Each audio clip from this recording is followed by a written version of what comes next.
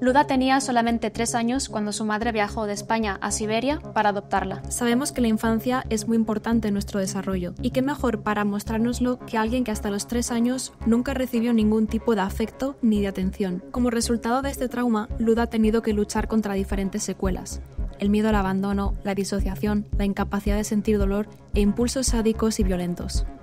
Bienvenidos a la mente de una niña abandonada.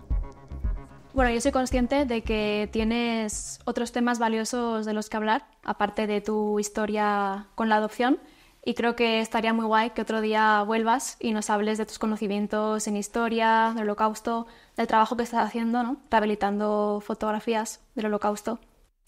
Yo encantada. Encantada, ¿te gustaría? Sí, ya te lo he dicho antes, que yo además a donde me inviten, ¿eh?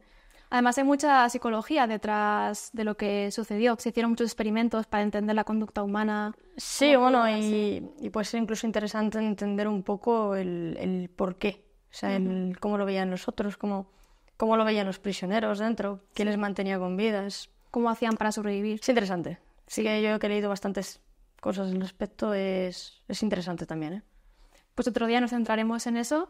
Y yo hoy quería centrarme en tu historia como niña que ha sido adoptada, en concreto con los 3 años, y en Siberia. Fue tu madre a buscarte allí.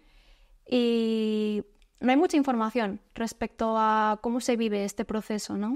De darte cuenta de que eres adoptada, de cómo te influye a nivel psicológico. Hay como un intento social de pensar que la experiencia es exactamente la misma, ¿no? La de una niña adoptada que la de una niña biológica. El problema de ser adoptada no es ser adoptada en sí, es que te han abandonado. Ese es como el gran punto que la gente suele olvidar del tema de eres adoptado. Luego la vida, o sea, tu día a día con tus padres, con mi madre en mi caso, que yo no tengo padre, es prácticamente igual. O sea, tú tienes, pues te levantas, vas al colegio, tú tienes tu vida normal. Lo que pasa es que tú has tenido una serie de traumas, una serie de cosas que los demás niños no han vivido, normalmente los primeros años, que te marcan y que hacen que tengas reacciones diferentes a las de los demás y que te sientas más abandonable y una serie de cosas que los demás niños no tienen. Y que, por tanto, cuando llegas a interactuar con otros niños, se ve una diferencia clara. O sea, yo me acuerdo que la gente me veía y decía, esta niña tiene cosas, ya no malas, sino cosas que no cuadran con lo que suele ser un niño pequeño. Y unas cuantas, además. Así que... ¿Y tú de pequeña sentías eso? ¿Sentías ese ser diferente? Cuando era muy, muy pequeña, obviamente, pues no me daba cuenta de prácticamente nada porque con 3 o 4 años como que no te planteas estas cosas. Pero cuando fui creciendo, sí que me notaba yo diferente, no sabía muy bien en qué. También tenía que ver el tema de los gustos, porque yo era un poco más como infantil en tema de gustos. Pero a nivel de lo demás sí que decía, son raros para mí. O sea, yo me acuerdo que decía, están ellos por un lado y yo por otro. Y no terminaba de entender un poco racionalmente. Luego mi madre me intentaba explicar, pues oye, Luda, esto es porque te han abandonado, esto es tal, pero como que no... Había ahí algo que yo decía, no, ¿por qué yo? ¿Por qué esto? ¿Por qué me pasa esto? ¿Por qué tal? Si no me acuerdo de nada, si ese rollo. Claro, tu madre te comunicó pronto, ¿no? ¿Cuáles son tus orígenes? Yo nunca recuerdo cuándo me lo comunicó. Ajá. Eso es bueno, porque eso significa que desde el momento en el que vine, ya ella se tomó la molestia de decirme de dónde venía, de contármelo. Nunca ha sido un tabú. O sea, y de hecho ya siempre tenemos esta especie de coña que yo creo que viene un poco por los memes de bueno, hijo mío, a los 15 años, eres adoptado. Y el niño en plan, ¡oh! ¿Sabes? Y no es así ya, por fortuna, eso pasado hace muchos años. Ya por fortuna no es así, se ha normalizado que la adopción es otra manera de formar una familia. Y cuando yo era pequeña, mi madre lo que me decía era, pues, mira, vamos a ver el álbum de fotos en los que viniste, de cuando viniste, ¿no? Y me decía, pues mira, aquí estabas tú en el orfanato, aquí estabas tú con tu tía, que ya fue, que la acompañó mi tía Ana, en el orfanato, o aquí en el aeropuerto, aquí no sé dónde. Y me contaba un poco, pues, era pues como la historia de mamá, ¿de dónde vienen los niños? Y el papi, mira, pues mamá, conocí a mamá, puso su semillita y entonces naciste tú. Bueno, pues yo tenía mi propia versión de ese cuento, que era mi madre quería tener una hija, se fue hasta el culo del mundo a Rusia, se llevó una niña con un lazo más grande que su cabeza, porque tenía un lazo así de tocho, y me trajo a España. Y esa es la historia que yo llevo escuchando desde que soy pequeña, de una forma más simple, más compleja, pero esa es la historia que yo llevo escuchando desde que soy pequeña. Claro, cuando a ti de pequeño te dan una información, ¿no? Te cuentan una historia, digamos que tú la escuchas, la coges, la aceptas, ¿no? Cuando eres niño generalmente haces algo así, pero no eres consciente del trasfondo, ¿no? De lo que te están contando. Para mí era simplemente mi historia. O sea, tú piensas que igual que tú no te planteas el por qué he nacido o el por qué tal cuando eres muy pequeño, pues yo tampoco me planteaba nada más. De hecho, fíjate si lo tenía normalizado, que para mí lo normal era no tener padre.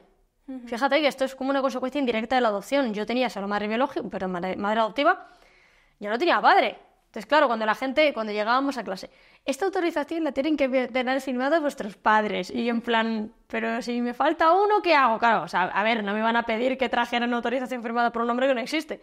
Pero yo me acuerdo que ya era la cosa de... yo ya sé que yo no tengo algo que vosotros sí tenéis normalmente, que es un padre. Me imagino que los niños que tengan familia homoparental, pues será lo mismo, pero yo tengo 2 mamás o tengo 2 papás. Yo en mi caso era que no tenía. Y cuando yo me acuerdo que hablábamos de los abuelos, a mí me faltaban 2 abuelos. Porque claro, yo tenía los abuelos maternos, pero no existen abuelos paternos en mi familia.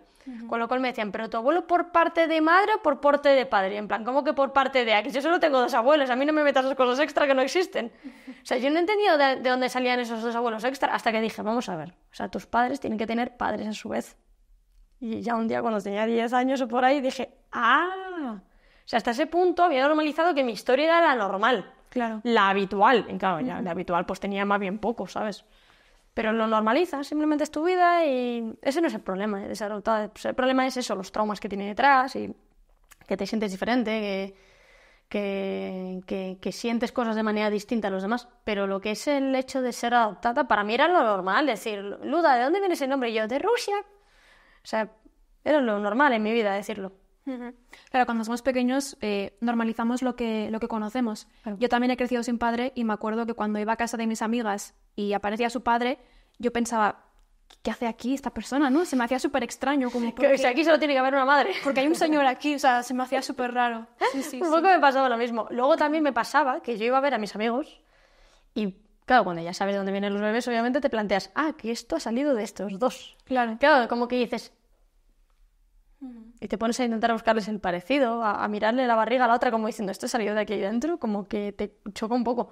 Y dices, joder, qué ridiculez, pero claro, para mí lo habitual no era eso, para mí lo habitual era que una señora se fue a Rusia, cogió 2 aviones y me trajo para acá. Eso era lo habitual para mí, ¿sabes? Y escuchar toda la vida que yo venía de Siberia, que me sabía dónde estaba Novosibirsk antes de saber dónde estaba Francia en el mapa. O sea, ese era el nivel. Vale, entonces tu madre encuentra ese orfanato, va por ti con los aviones. ¿Ella te ha contado cómo fue esa primera etapa de llegar a tu nueva casa, conocer a tu nueva cuidadora? ¿Te ha contado cómo era tu comportamiento, cómo te mostrabas? Dice que fue como un terremoto. Un terremoto. Yo llegué a mi casa y la liaba. Bueno, la liaba. No era una cosa súper bestia, pero que fue un cambio muy bestia para ella, ¿no? Para empezar, yo cuando ella va al orfanato, yo toda sonriente, toda mona, toda cariñosita. El primer día que estoy en el hotel, lo primero que ve es que cuando me viera a dormir, empiezo a mover la cabeza, veo como una posesa en plan de así. Pero todo el rato, para dormirme. Eso, a día de hoy, todavía lo hago. Y eso lo hacía porque como no me mecían en el orfanato, aprendí a mecerme yo. Y todavía se me ha quedado. Yo me duermo moviendo la cabeza. Bueno, pues claro, la primera vez que ella lo ve, os le habían contado un poco, pero ella pensaba que no iba a ser tan bestia, no que iba a parecer que tenía a Satanás dentro. Así que bueno, se asustó un poquillo. En el avión, primer avión que cogemos, la lío pardísima. A grito pelado, que no me quería estar quieta, que... Bueno, pues lo típico que pasaría con un niño en un avión, pero multiplicado. Claro, contexto, yo estoy con una señora a la que no entiendo, porque ella no sabía ruso. Estoy en un ambiente que no es el mío. Claro. Y encima estoy en un cacharro que, según uno de mis mejores amigos, que sabe un montón de aviones, es el segundo avión más ruidoso del mundo. En la zona de atrás, que es donde encima están los motores. O sea, que ya te figurarás el ruido que hacía ahí dentro. Mi madre, fíjate que hemos cogido aviones, ¿eh? Yo no me acuerdo de nada, pero dice mi madre que hacía un ruido que eso no era ni medio normal para un avión normal, donde ella subió siempre. En el segundo no la lié tanto ya. Debe ser que como el primero ya tuvo suficiente, ya en el segundo ya no. Y cuando ya llegué a casa... Bueno, y empiezan cosas pues más raras, que no comía nada, no me daba la gana, solamente bebía agua, mi madre pensando que me iba a morir, me pegaba golpes y no decía absolutamente nada, me quedaba así como con la mirada perdida y ya está.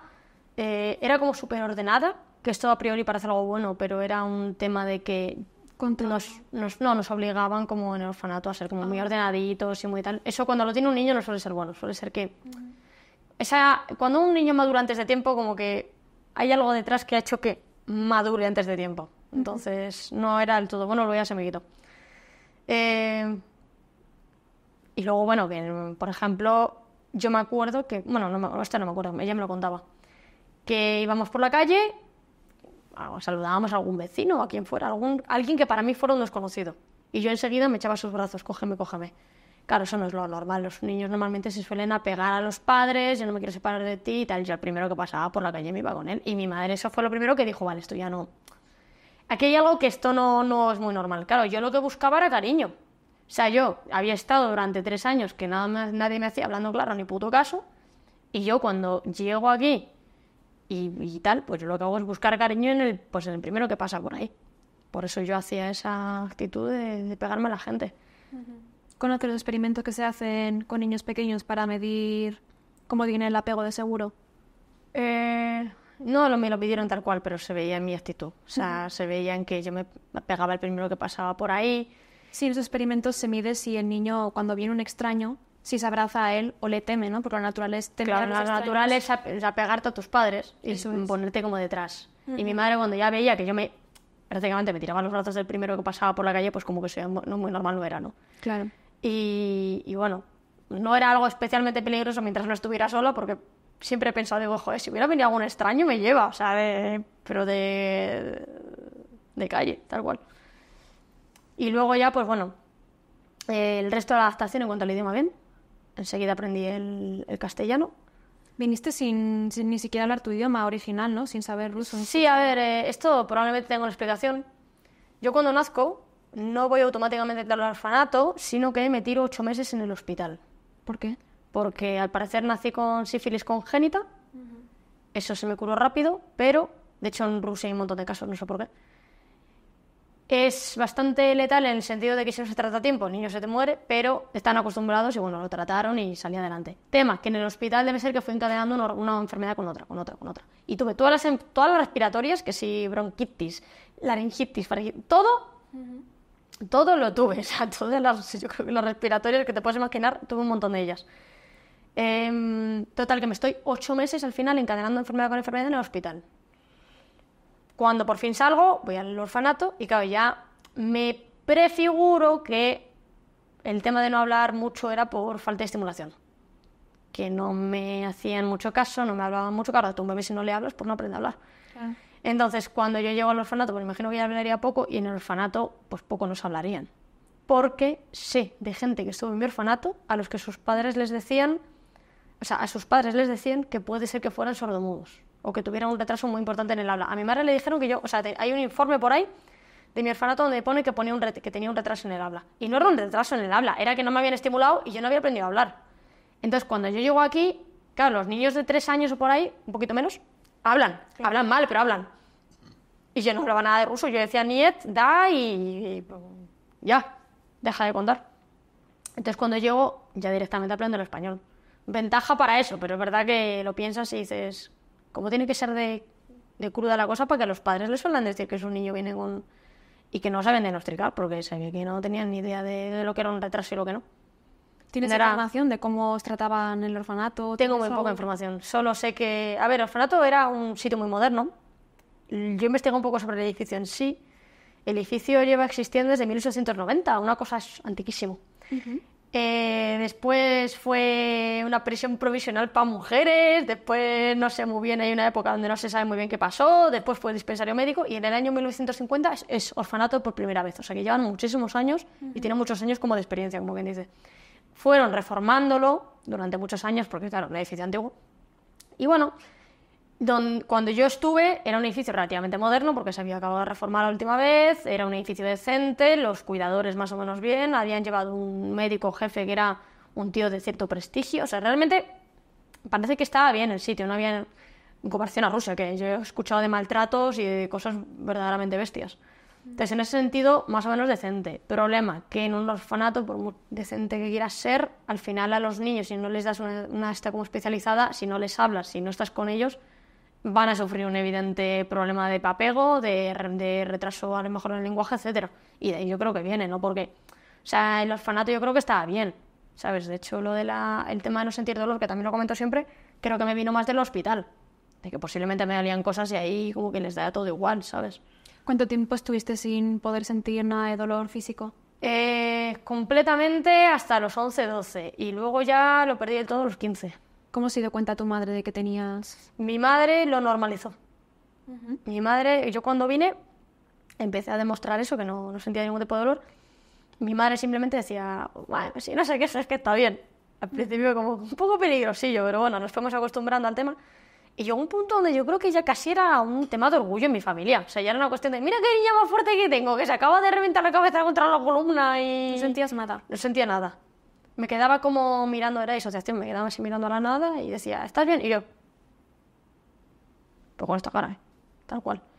Y una de las veces, esta siempre la cuento, cuando estaba en infantil, que tenía yo 4 o 5 años, es el de los primeros recuerdos que tengo. Me estoy caminando así como distraída, porque yo no solo disociaba cuando me dolía algo, yo estaba la mitad del tiempo disociada, yo creo. Me pego un golpe contra una columna así de estas que hay como en una especie de soportal, en el patio, y tenía un diente que se movía. Total, que cuando me pego el golpe, se me cae el diente. Entonces me quedo así mirando a la nada, había una profe al lado que me dice, Luda, ¿estás bien? Y yo me quedo así mirándola, hago así. Me hurgo en la boca, saco el diente y le digo, para el ratoncito Pérez. Y me lo guardé y luego me lo dio en una bolsa. O sea que, por cierto, esa señora, después de un programa que fui en la COPE, me contactó. Llamó al programa para acordarse, se acordaba de mí. O sea que era una conserje en realidad, creo. Pero vamos, me quería muchísimo, me cogió muchísimo cariño. Y eso era lo que la gente veía desde fuera. O sea, también pienso que como nunca me pasó algo verdaderamente como grave, o sea, lo más gordo que me pasó es que me pegó un golpe y me abrí la cabeza aquí atrás, en plan de... Pero no una cosa súper grave, que me hizo una brecha, me fueron a coser al hospital y luego, bueno, encima de aquello se me infectó porque me lo hicieron fatal y no recuerdo ni que me doliera ni nada. ¿Y era, digamos, como una anestesia al dolor físico o también al emocional? Era todo. Cualquier tipo de dolor. No sentía nada, yo no lloraba nunca. De hecho, eso es más común que la disociación. Los niños de los orfanatos muchas veces no lloran, porque aprenden que no sirve para nada. Entonces, mira, no acuerdo hace tiempo que me llegó una persona, claro, no tenía ni idea de esto, cuando yo lo conté en el hilo se dio cuenta. Y me dice, yo una vez fui a un orfanato y vi a todos los niños así como súper calladitos. Y dije, ay, qué bien los tratan que no lloran. Y claro, dice, ahora al leer tu hilo entiendo que es al revés. Que si un niño no llora, o sea, un niño llora por todo. O sea, un niño pequeño, por muy bueno que sea, muy tal, los niños lloran porque es lo único que saben hacer. Se tienen que comunicar así. Entonces, claro, si un niño no llora, es porque hay un problema ahí. Y dice, joder, qué ciego estaba que no lo quería ver. Y dice, claro, luego cuando iba por el orfanato, como que todos los niños intentaban como pegar a cristal para acercarse a mí. Por lo mismo, porque querían cariño. Entonces, Al final, eso es muy habitual, ¿eh? Es una petición de ayuda y si pides ayuda y no llega nadie la viene, ayuda, no vas a gastar energías en eso. claro, se anula esa... Entonces, cuando eso va mucho, llegas a no sentir. Y yo, pues, muchos años que no sentía nada. Me pegaba un golpe y decía, estoy bien. Yo estuve durante varios meses con un papiloma en el pie, que dicen que duele horrores. Y no me enteré hasta que un día hurgándome así en el pie, estaba así mirando metal y dije, coño, tengo una especie de... se te hace como un agujerito. Dije, coño, tengo un agujero en el pie. Y dije, mamá, vamos al podólogo, que a lo mejor... ¿sabes? ¿Y las emociones las sentías, por ejemplo? Sentía la ira, por ejemplo. Tenía muchísima ira, la sigo teniendo, mucha ira dentro. Pero luego lo que es tristeza o tal no era capaz de expresarla. Bloqueaba, me quedaba así perdida. No... ¿La detectabas? Es que no lo llegaba a sentir. La primera vez que yo me emociono, fíjate, por una peli o por una cosa así, fue con una peli sobre adopción de la 2, que era malísima, la peli era una mierda, no me acuerdo ni cuál era, pero me tocó la fibra Tocó ahí, ¿no? y me hizo saltar. Y es la primera vez que yo lloro y decía, me siento estúpida. ¿Pero qué cojones hago yo llorando por esto? Claro, no lo entendía. Para mí el llorar por algo emocional, yo nunca llegué a llorar por algo físico. Cuando empecé a sentir dolor físico ya no estaba en la edad en la que lloras, ya te aguantas y ya está. Entonces, la primera vez que yo lloro, que sentimos por algo emocional, yo decía, joder, qué imbécil que soy, que hago yo llorando. ¿Qué años tenías ahí? ¿Cómo? ¿Qué años Pues ahí tenías? tenía unos 13, yo creo. O sea, ¿tu primer recuerdo llorando es con 13 años? Llorando por algo como emocional. Vale. Había veces que lo que me pasaba era que me pillaba una rabieta, Ah, por frustración. Claro, por frustración. Y cuando ya tenía tal, mi madre me abrazaba tal y ella rompía a llorar. Pero era como al final del proceso, realmente. O sea, me cabreaba, pegaba gritos tal, y al final ya a lo mejor lloraba un poquito. Pero de que algo me tocara la fibra y saltar en plan el mecanismo este de defensas y tal, eso tardó mucho más. O sea, yo veía cosas como tristes y me daba todo igual. ¿Y a día de hoy cómo llevas eso? ¿Conectas con tus emociones? Sí. Ya hay veces que, de hecho, cuando necesito llorar por lo que sea para desfogar, yo ya sé qué escenas me provocan la lagrimita y lloro un poco porque viene bien. ¿O buscas provocártelo? Cuando estoy mal. Ajá. No lo hago muy a menudo, pero he habido veces que estaba tensa por lo que sea y como llorar te suelta mucho, te libera mucho, pues yo ya me sé un par de escenas de películas y tal que en 10-15 segundos me han sacado la lágrima. O sea, que no es algo como tan... No es una respuesta espontánea, ¿no? Sino como que tienes que buscarla un poco. No, ahí puedo buscarlo, pero también me sale espontáneo. Vale. El tema es que es verdad que hay cosas ante las que puedo parecer súper insensible, pero luego si me tocas la fibra sensible en X tema, te bastan 5 o 10 segundos para que empiece a llorar como una niña pequeña. Y todo el tema de la adopción ese es el tema, que si tocas, salto. O sea, es delicadillo. Claro. Una cosa que decías en entrevistas que me pareció muy interesante es que aunque tú no tengas recuerdos de tu época en el orfanato o de ese abandono por parte de tus padres, ¿no? Lo digo entre comillas porque algunas personas pueden decir como, igual no te quisieron abandonar a posta, ¿no? Como que a veces la palabra abandono tiene una... connotación negativa. Exacto. Cuando en mi caso mi madre no quería ser madre y ya está, simplemente no podía cuidarme, objetivamente me abandonó, me dejó ahí y ya está. Pero aunque tú no recuerdes nada de eso, sí que notas esa huella en ti. Sí, el tema del abandono es lo que peor llevo, ¿eh? Y lo que peor llevamos muchos, además. Esto sí que es común a todos los adoptados, o a muchos de nosotros. No a todos, porque seguramente hay excepciones, pero a muchos sí. Y es que luego tienes como la sensación de que eres abandonable. O sea, hay una parte tuya que dice, no me quiere nadie quiere estar conmigo. Yo me acuerdo en el colegio que tampoco lo pasé bien, porque encima los hijos de puta me hacían bullying, tal cual, de manual, plan de me dejaban solo constantemente y tal. Pues eso saltaba y yo decía, nadie quiere estar conmigo, nadie tal. Yo en el fondo lo que estaba pensando es me han vuelto a abandonar, no quieren volver a estar conmigo. Yo tengo algo que hace que no me queráis. Y tal cual. También es verdad que eran los cabrones, porque yo en el cole me decían, Luda, ¿conoces el queso Bras? Sí, me decían eso. Claro, yo me ponía grito pelado. ¿Qué quieres que haga? Tenía 10 o 11 años. Pues me enfadaba muchísimo y era por eso, porque yo en el fondo estaba sintiendo otros que no me quieren. Y para mí, fíjate, mira, en días malos, esto no me pasa siempre, ¿vale? Pero es una exageración que cuento para que la gente vea hasta qué punto llego. En días malos de estar yo mal, porque tal, me ha llegado a saltar eso porque me hayan echado un grupo de WhatsApp. Contexto, yo estoy en un grupo de rol, hay varios grupos, me estoy partiendo el cuello, voy a girarme un poco. Hay varios grupos, cada uno pues de un país diferente. Entonces cuando tú no estás roleando en X grupo, en Valenwood por ejemplo, pues te sacan del grupo porque no puedes estar ahí, tienes que estar en el grupo donde estés roleando. Vale. Pues algo que es tan normal, porque es que ni siquiera es no te quiero en el grupo, es ahora no te toca rolear aquí, te toca rolear en este otro. Pues un día me pilló de malas y me acuerdo que me puse a llorar porque me habían echado de un grupo. Y en plan, pero si parezco imbécil, tío, ¿qué hago yo llorando por esto? Que no me han echado del rol, ¿sabes? Que me han echado de un grupo de WhatsApp del que no puedo estar porque mi personaje no está ahí. O sea, hasta ese punto llega... Estaba muy sensible también ese día, pero para que la gente vea hasta qué punto... Es muy simbólico eso. Puede llegar el rollo de no me quieren.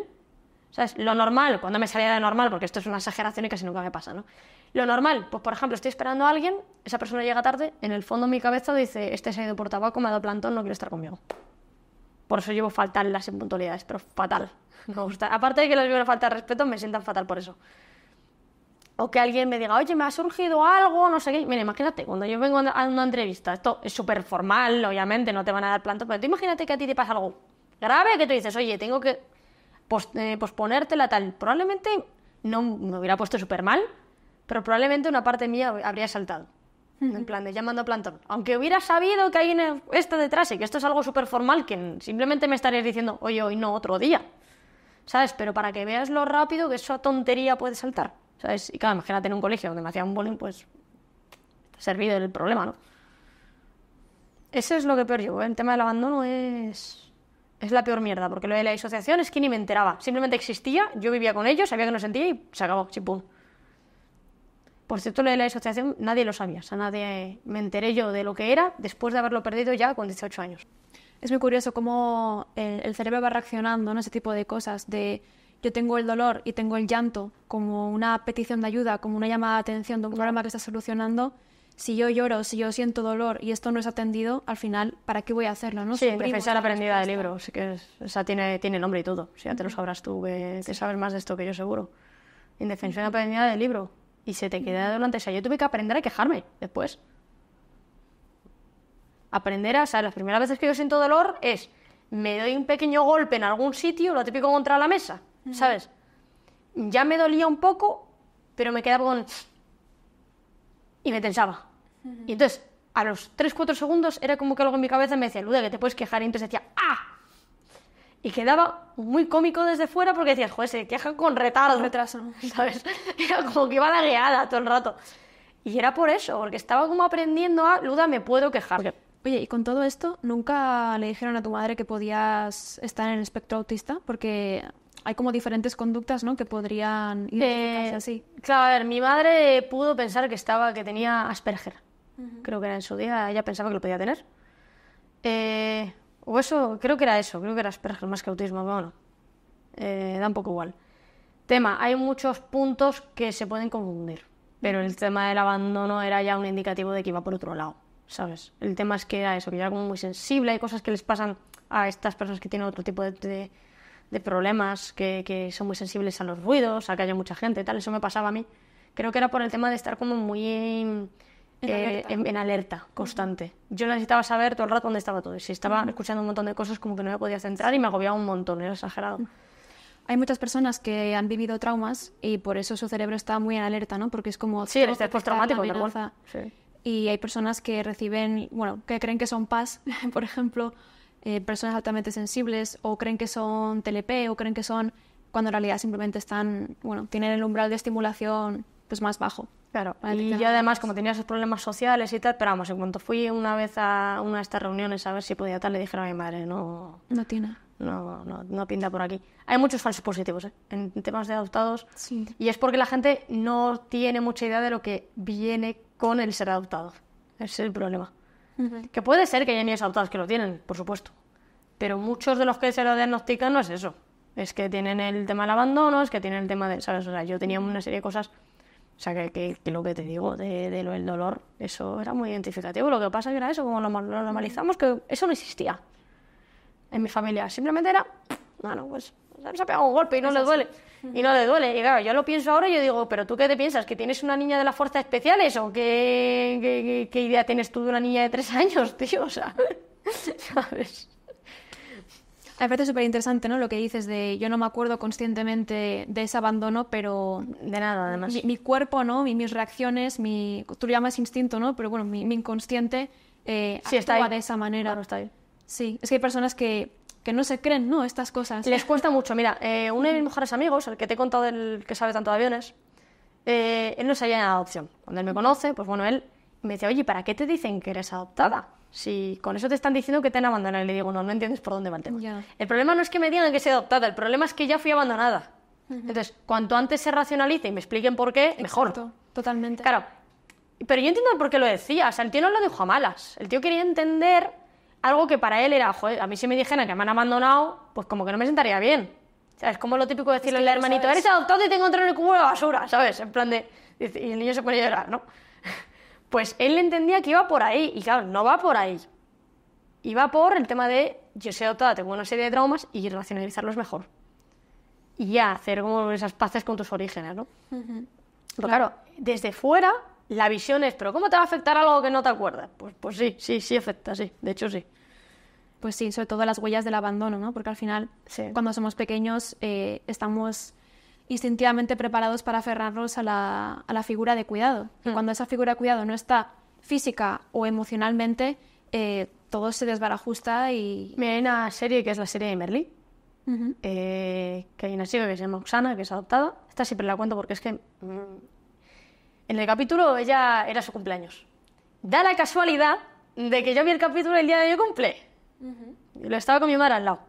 Empezamos a ver el capítulo y claro, en el capítulo resulta que Oksana, que era madre muy joven y tal, bueno, ella era adoptada también de Ucrania, ¿no? En este caso. Y entonces, claro, dice, nunca nadie me pregunta por la adopción. La gente que lo lleva, cree que lo lleva bien, pero es muy difícil saber que tu madre no te ha querido. Y entonces coge Merli, que es su profesor de filosofía, y le dice, en Ucrania hay muchos problemas económicos. Esto era antes de la guerra, ¿vale? Concretar, que no tiene que ver con... Siempre ha habido muchos problemas económicos. Y entonces dice, y una mierda, en todos los países hay gente pobre con los hijos en brazos y no los abandonan. Y dices, es que no entiendo por qué. ¿Qué tengo para que no me quisieran? Y yo me acuerdo que fue decir esa frase y me puse para llorar como una magdalena. Lo que te he dicho de que bastan 10 segundos para saltar. Pues así, y de hecho cada vez que la digo me pongo sensible. Esa frase es la que exteriorizaba lo que yo llevaba sintiendo durante años. ¿Qué tengo para que no me quieras? O sea, esa serie lo captó de una forma impresionante. Porque es lo que sentimos nosotros. Es como que decimos, joder, nadie quiere estar con nosotros o tal, o porque a mí...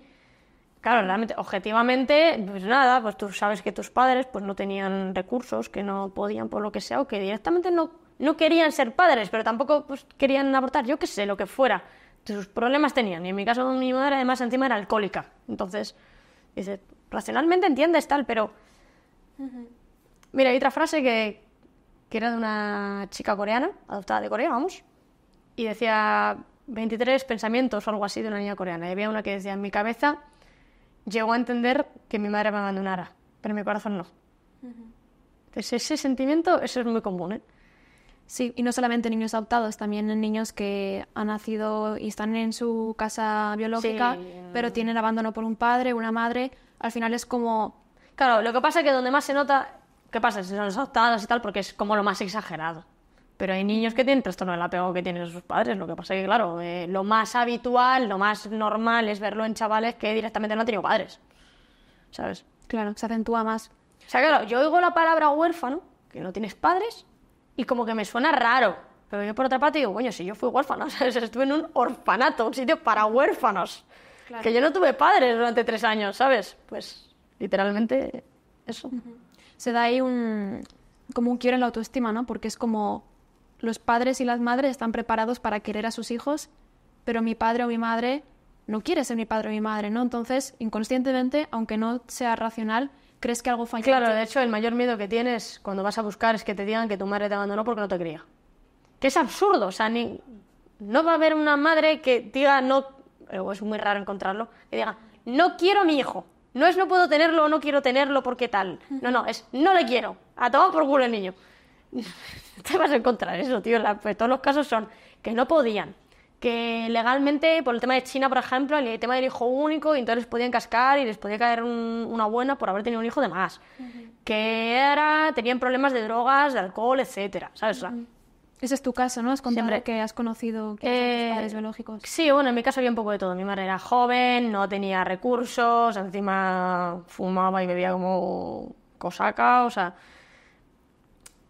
superposición de cosas. Y el padre en aquel momento era muy joven y no podía permitirse el tener una hija. Más adelante luego tuvo un hijo él.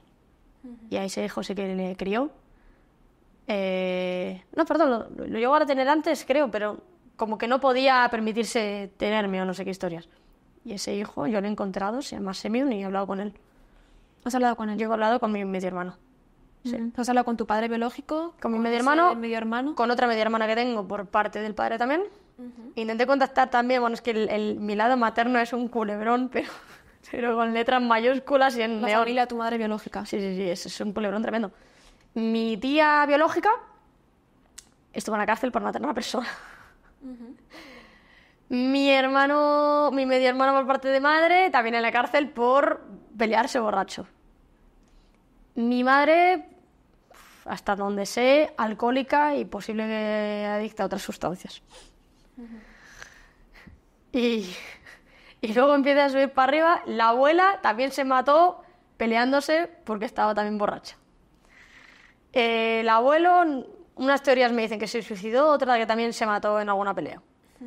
Y el bisabuelo era un alemán, bueno, de origen alemán, es ruso de origen alemán, de los alemanes de Rusia, que lo deportaron por ser alemán y acabó en Siberia. Así que el culebrón que tiene montada mi parte materna, porque la parte materna es como bastante normal dentro de lo que cabe, pues ya está, o sea, tiene sus cosas, pero es bastante normal.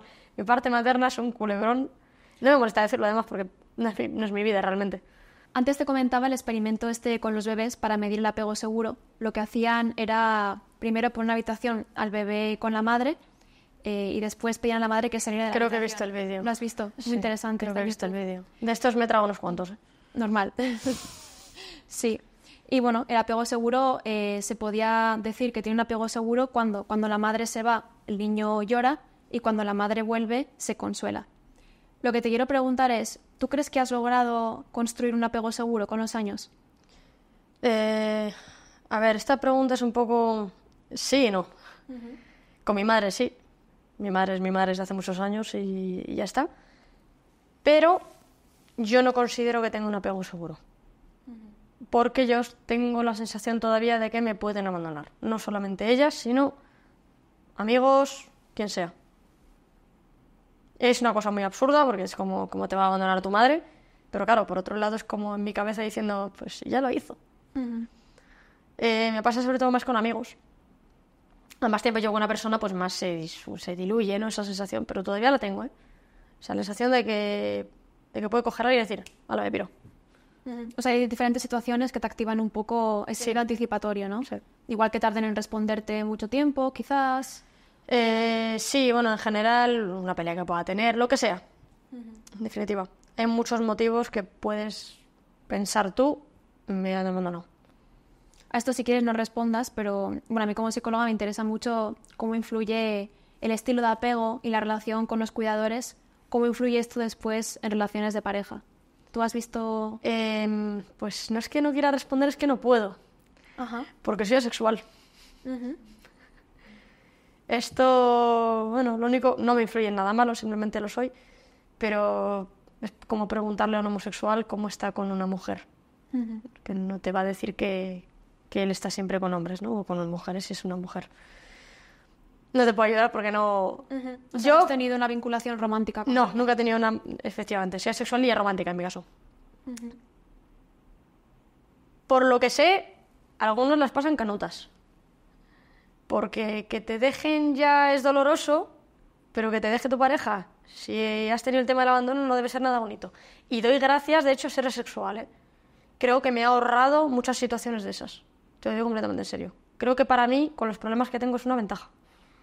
Hay quien podría decir que es una defensa, de hecho. Sí, nunca he sentido nada.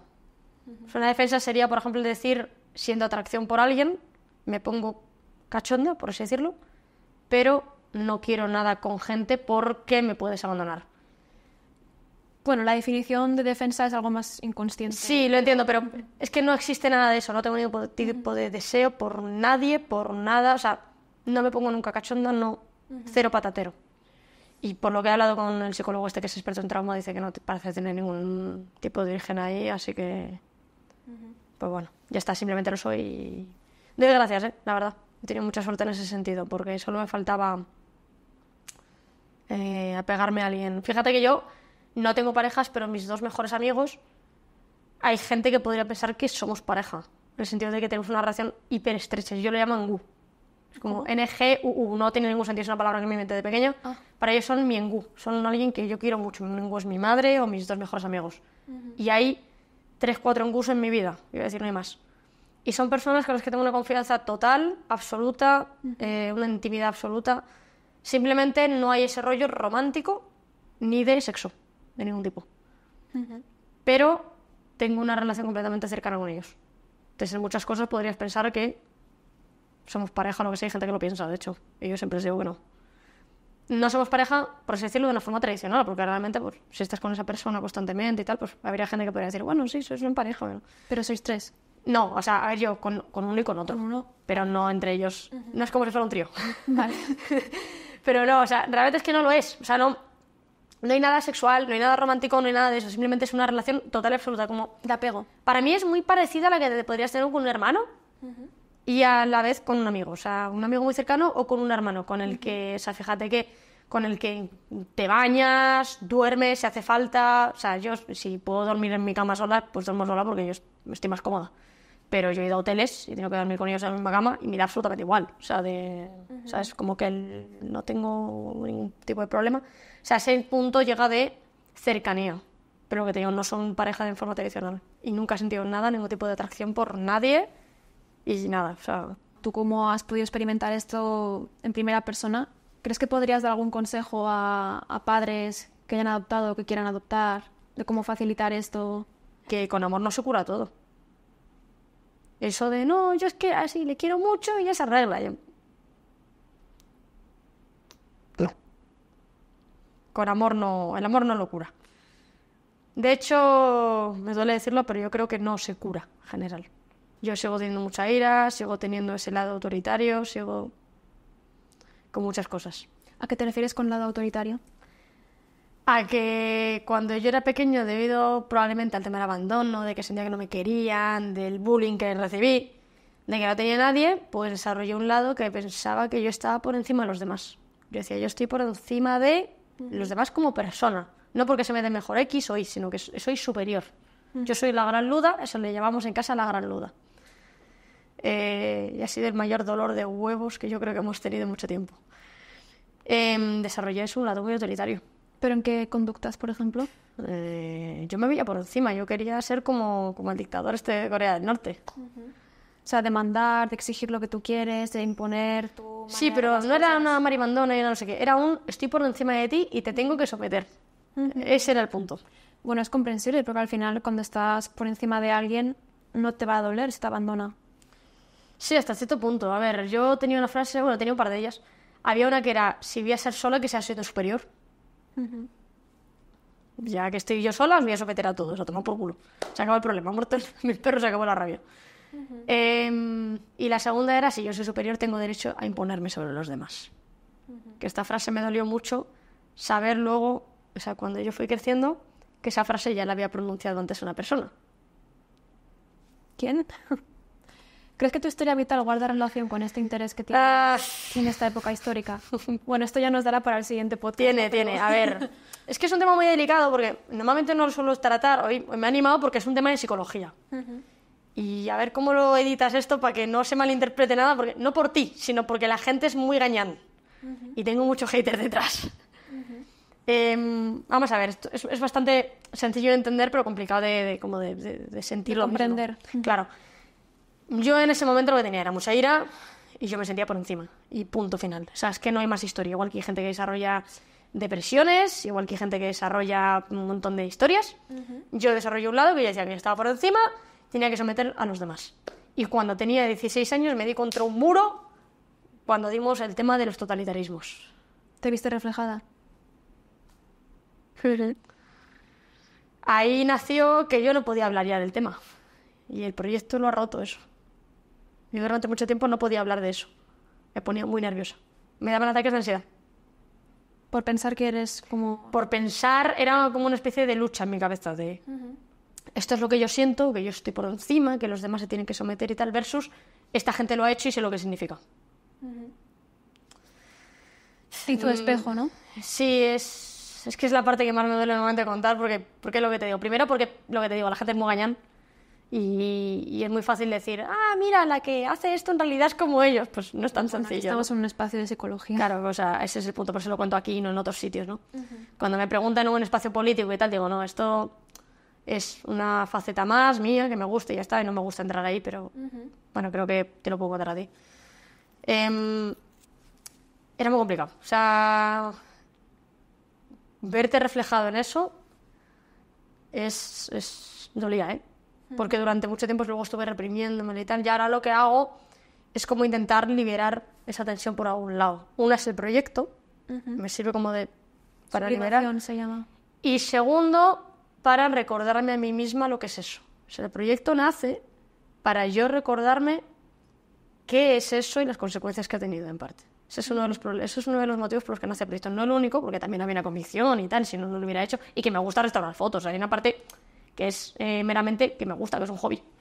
Pero que me hubiera puesto a restaurar fotos del Titanic, por ejemplo, ¿sabes? Y decidiste de este tema como para soltar por ahí. Yo pienso que todo lo que hacemos las personas habla de lo que tenemos dentro de nosotras y son también vías que tenemos para resolver conflictos internos. Por fortuna, una de las buenas cosas que tengo desde pequeña es que hago karate, y el karate, al contrario de lo que la gente se piensa, que te hace más violento, es al revés. Es sublimación. Te ayuda a sublimar y a controlar, porque te da mucha disciplina interna. Es una de las grandes cosas del karate y de las artes marciales en general. La gente que hace deportes de contacto suelen ser lo menos violentos. Entiendo entonces que ese trabajo que haces con el Holocausto y las fotos también es como una manera de reconciliarte, ¿no? Con ese lado tuyo autoritario. Sí, bueno, es como para recordarme lo que es, intentar... ¿A dónde lleva eso, no? Sí, efectivamente. Tiene mucha relación al final, ese miedo al abandono y ese autoritarismo. De hecho, muchas personas, y aquí me mojo yo, ¿vale? Si quieres, para que también me caiga un poco de hate a mí. Algunas personas que maltratan a sus parejas precisamente es por un miedo al abandono. Sí. O sea, yo entiendo de dónde viene, pero es eso. O sea, al final, claro, cuando yo tenía 16 años, verte reflejada en ese tipo de gente, pues...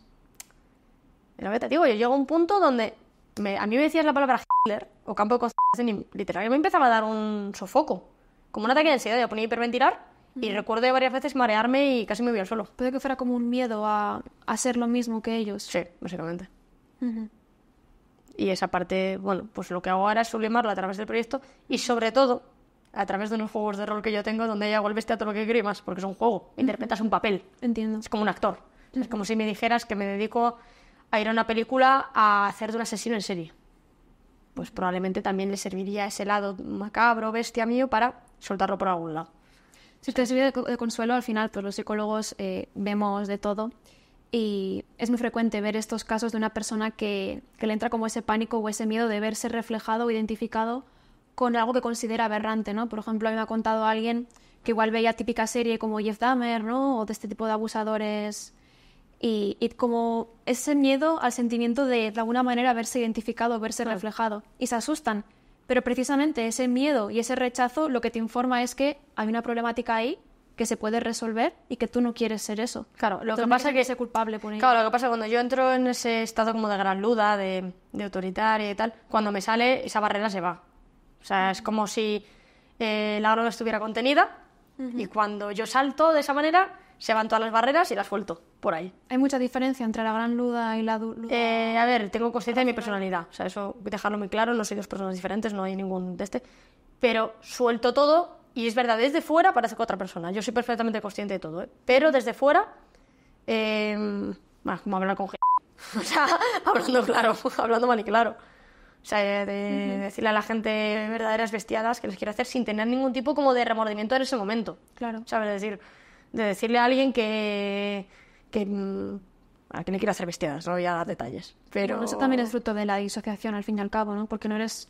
O sea, eres consciente de lo que está ocurriendo. Sí, pero mi disociación nunca llegó a esos puntos, ¿eh? Mi disociación era un rollo de no siento el dolor y no siento las emociones en ese momento, pero nunca llegué a verme como mis personas ni ese tipo de desconexiones. No es un TID como tal, pero sí que se ve en personas que tienen como maneras muy diferentes de comportarse según el estímulo o según el contexto. Eso también puede ser fruto de la disociación. Es posible, de hecho, hay veces que cuando estaba en modo gran luda disociaba. O sea, a veces se solapaba. Claro.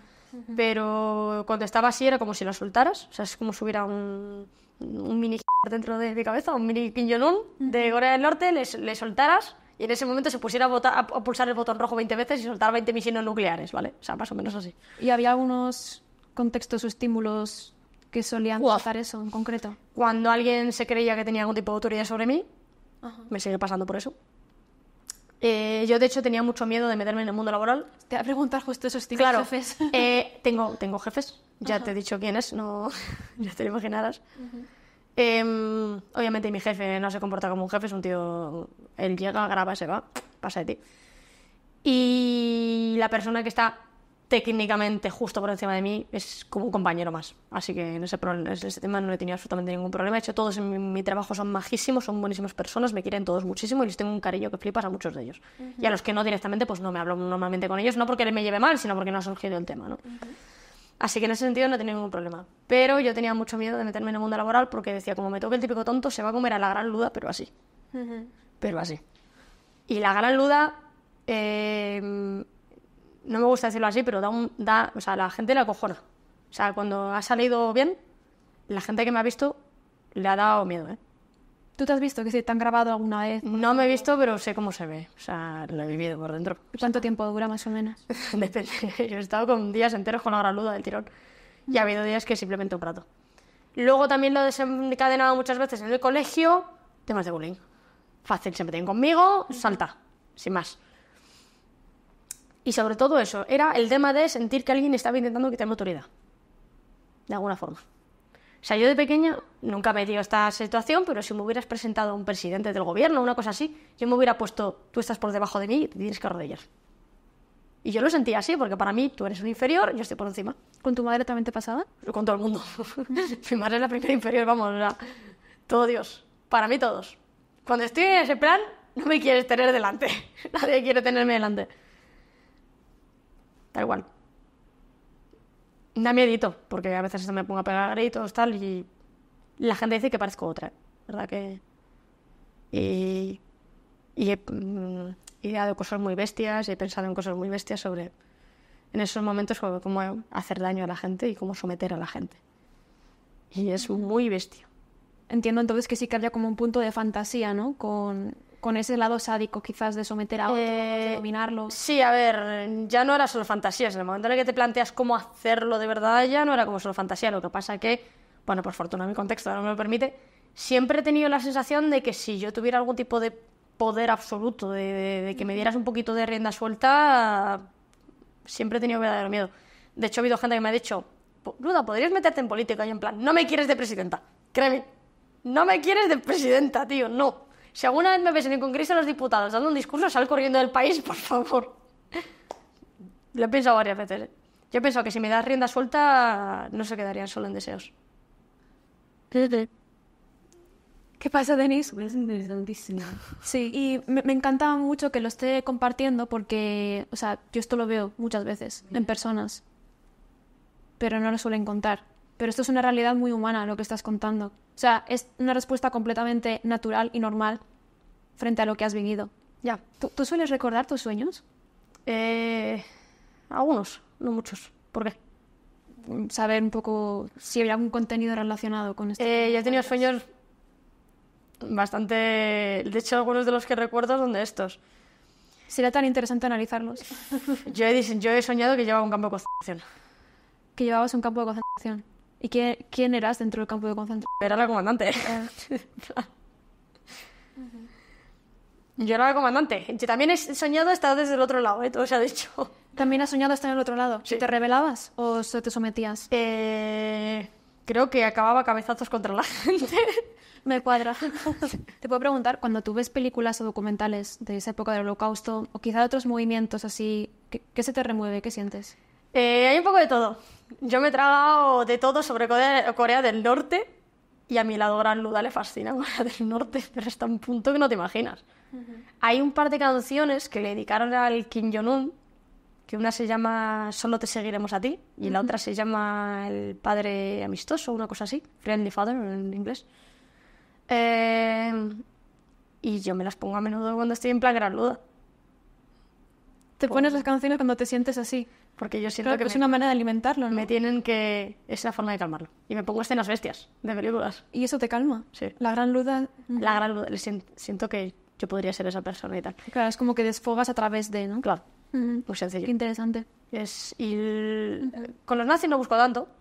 Suelo buscar más escenas de películas y Corea del Norte. Me encanta Corea del Norte, tío. O sea, lo siento. Objetivamente es una dictadura terrible y tal, pero a mi lado gran Luda le encanta. Y de hecho, sé mucho de Corea del Norte, un poco como consecuencia secundaria de todo esto. Eso, y lo que te digo, por donde yo creo que más he soltado ha sido por el rol, ¿eh? Porque es donde he podido es un rol vía WhatsApp, que tú te haces un personaje y tal. Y por ahí puedes soltar toda tu mala leche. Yo ahí he hecho de todo. Y claro, como es un rol, es como interpretar. O sea, ha habido gente que se ha creado terroristas. Y obviamente en la vida real ni se les ocurre. O sea, que es un papel, ¿vale? Es como si... Habrá que traer a tus compañeros aquí también. No, bueno, son gente bastante más normal, ¿eh? Sí que tenemos la Que coña... tú sepas. Que yo sepa, que yo sepa. Que tú sepas. Sí que es verdad, creo que la más pirada soy yo, ¿eh? Sí que tenemos la coña de que el CNI está detrás suya, porque claro, cuando, yo que sé, por ejemplo, hay uno que se crea un policía, hay gente que se crea de los buenos y otros de los malos, ¿no? Y entonces hay gente que se crea, pues un terrorista, por ejemplo. Bueno, pues mi terrorista tiene esta motivación en este país y quiere hacer un atentado en este otro porque motivación random del personaje. Y entonces, claro, van a Google y ponen cómo hacer una bomba casera. Ah, claro. Entonces, que ya está, Entonces tenemos la coña de que el CNI está detrás de toda esta gente, pero de calle. Porque literalmente ponen eso en YouTube, ¿sabes? Y se lo buscan. Tú antes me comentabas sobre la sexualidad y, bueno, muchas veces lo que observamos en estos casos con esta relación con la violencia suele ocurrir que se desarrolla como una atracción sexual hacia la violencia. Claro, en mi caso no, como ni atracción sexual, no. No hay ningún tipo de atracción sexual hacia nada. En mi caso es que esa es la única parte donde no puedes preguntar nada porque es que ni nada, literalmente está vacío. Está en blanco. Lo comento porque, bueno, yo he visto muchos casos de personas que incluso pues se excitan con escenas de palizas, de torturas. Claro, yo no me excito. No lo digo por ti, lo digo por los espectadores de que es algo que, sí. que puede Sí, suceder lo como una respuesta al trauma, efectivamente. Yo no me excito, pero a mi lado gran luda le calman. Ciertas escenas. Suele ser más relacionadas al sometimiento, por eso Kim Jong-un y Corea del Norte me gusta tanto. Suele más tener que ver con eso que con cualquier cosa. Es una parte de mí que no suelo contar por ningún lado, ¿eh? Y menos en entrevistas porque a la gente le cuesta.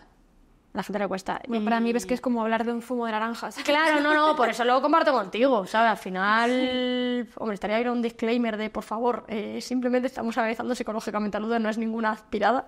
Exacto. ¿Sabes? En plan de...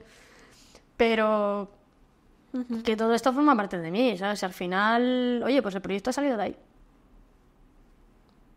Y puede gustar más, puede gustar menos, pero Me parece súper sano que encontremos maneras de... Yo siempre hago la broma de rentabiliza tu trauma, de busca una manera de... Sí, no, pues personas, por ejemplo, histriónicas que se hacen actrices, personas obsesivo-compulsivas que se hacen contables, ¿no? Pues saber dónde ubicarte y cómo puedes sacarle partido a tu historia vital. Desde el psicoanálisis hay como te digo, una relación fuerte entre sexualidad y entre agresividad. Y a veces sucede, ¿no? Que cuando algo está... Como te digo, si hay una tubería, por ejemplo, que lleva agua y la cortamos, busca como otro lado por el que irse. No sé si me estoy explicando. Que no tengas sexualidad, puede tener relación con eso. Y ya para concluir, yo creo que estaría muy guay que echaran un vistazo al trabajo que haces en redes sociales y bueno, restaurando estas fotografías. Si quieres contarnos dónde te pueden encontrar, cuál es tu... Bueno, mi Twitter personal, Luda Merino. El Twitter de las fotos, Restaurando Su Dignidad, o Restaurando de IGN. Luego tengo también una página web que es restaurandosudignidad.es, o mi página web personal que es ludamerino.com. Vale. Son mis principales redes sociales, hay más sitios, pero bueno, dejan en los 4 principales, diría que son esos. Así que bueno, en el Twitter personal me centro más en la adopción. Dentro de poco, además, publicaré el tema del libro. Libro sobre tu experiencia. Sobre mi adopción, y aquí cuento un poco todo esto. Cuento también lo de la gran luda. Perfecto. Que ya iba siendo hora de contarlo después de mucho tiempo que no lo contaba públicamente. Pues te agradezco con esto aquí. Pues gracias, Luda, por dejarnos entrar en tu mente.